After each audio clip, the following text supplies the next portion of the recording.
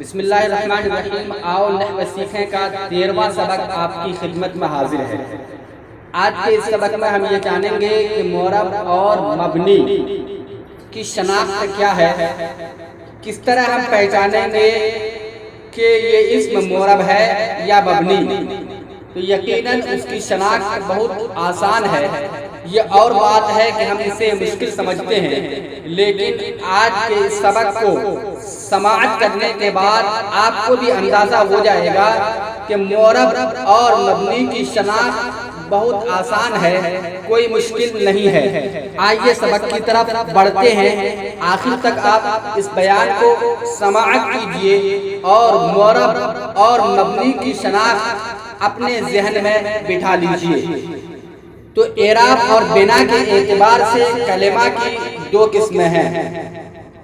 پہلی قسم کا نام معرب ہے اور دوسری قسم کا نام مبنی ہے۔ معرب وہ کلمہ ہے جس کا آخر عوامل کے بدلنے سے بدل جائے، جیسے جا زید میں زید۔ یاد رہے کہ اگر معرب اسم ہو تو اسے اسم متمکن یعنی اعراب قبول کرنے والا بھی کہتے ہیں۔ اب مبنی کی تعریف، مبنی وہ کلمہ ہے جس کا آخر عامل کے بدلنے سے نہ بدلے، جیسے سام ہاؤلائے، رأیت ہاؤلائے، مررت بہاؤلائے، تینوں مثالوں میں ہاؤلائے۔ اب ہم یہ جانتے ہیں کہ اس میں غیر متمکن جسے مبنی کہا جاتا ہے، اس میں غیر متمکن کی کتنی قسمیں ہیں؟ تو نحو کی کتابوں میں اس میں غیر متمکن کی 8 قسمیں بتائی گئی ہیں۔ اختصار کے ساتھ آپ کی خدمت میں پیش کرتا ہوں۔ پہلی قسم مضمرات، جیسے ہوا، انتا، ہم وغیرہ۔ دوسری قسم اسماء اشارات، جیسے ھذا، تلک، ذالک وغیرہ۔ تیسری قسم اسماء موصولہ، جیسے الذی، اللتی وغیرہ۔ چوتھی قسم اسماء افعال، جیسے رویدہ، بلہا، حیا، ہلم وغیرہ۔ پانچویں قسم اسماء اسواق، جیسے اوف، اوف، بخ، نخ وغیرہ۔ چھٹی قسم اسماء ظروف، جیسے اذ، اذا، متی، کیف وغیرہ۔ ساتویں قسم اسماء کنایات، جیسے کم و کذا، کیتا، زیتا وغیرہ۔ آٹھویں قسم مرکب بنائی، جیسے احدا، عشرہ۔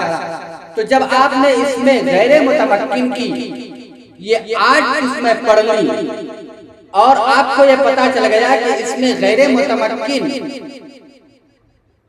مبنی کا نام ہے، تو یقیناً آپ اس طرح سے پہچان سکتے ہیں کہ جب بھی کوئی اسم ہو اور وہ اسم غیر متمکن کی 8 قسم میں سے کوئی ایک ہو تو سمجھ جائیں گے کہ یہ اسم کیا ہے، مبنی ہے۔